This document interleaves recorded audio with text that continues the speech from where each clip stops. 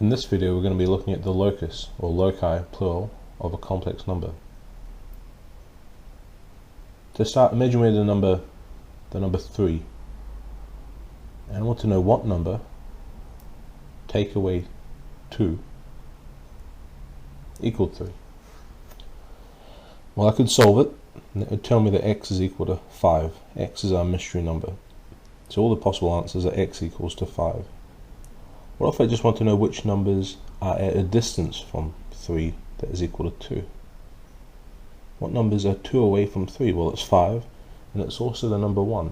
Both of these are a distance of 2 away.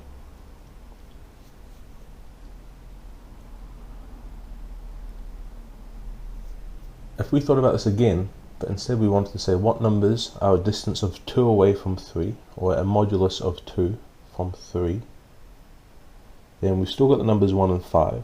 But if I think about any complex number that is a distance of 2 away, then I can also think of the number 1, 5,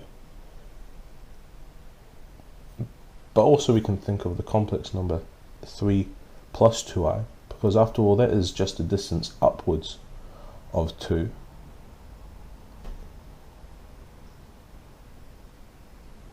And of course I could then have 3 minus 2i, because that's just a distance downwards of 2.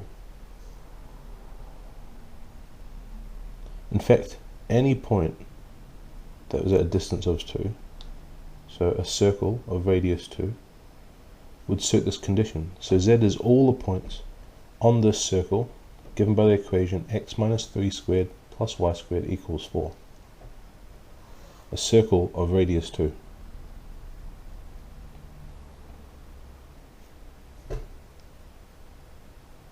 Right, let's have a look at how we would work that out algebraically. So here's my equation. I want to know the set of all points, the locus of points, for which z minus 2 is equal to 3. Let's not forget z is a complex number, so I could write it as x plus iy, and then I'll substitute that in. So x is the real part, y is the imaginary part. I'll just get the real part all by itself, and the imaginary parts by itself as well.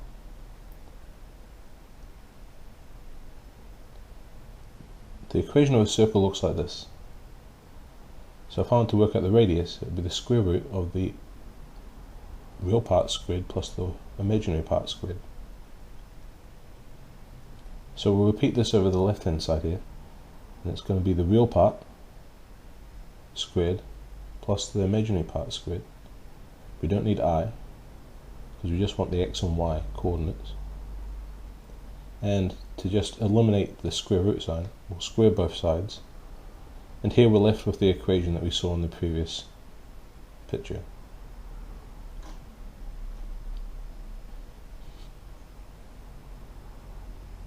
Now for another slightly harder example. This time we're looking at all points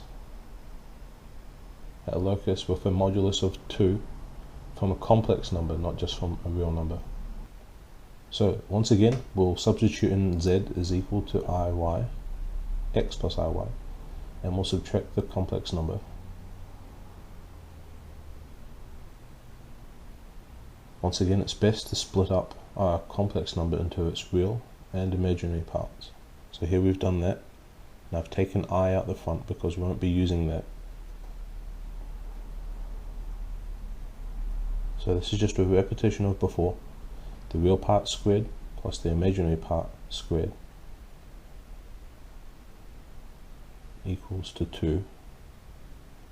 So to get rid of the square root sign, will leave us with the equation of a circle of radius 2. So let's plot that to see what it looks like. And here we've got our complex number 3 plus 4i. Just write that in. And we've got all the points, such as the one to the left by 2, to the right by 2, up and down by 2, but also any point on this circle of radius 2. From 1 to 3, and from 2 to 6 in the imaginary axis. And here's the equation of our circle. In our next video we'll look at some situations where the locus doesn't just result in the equation of a circle.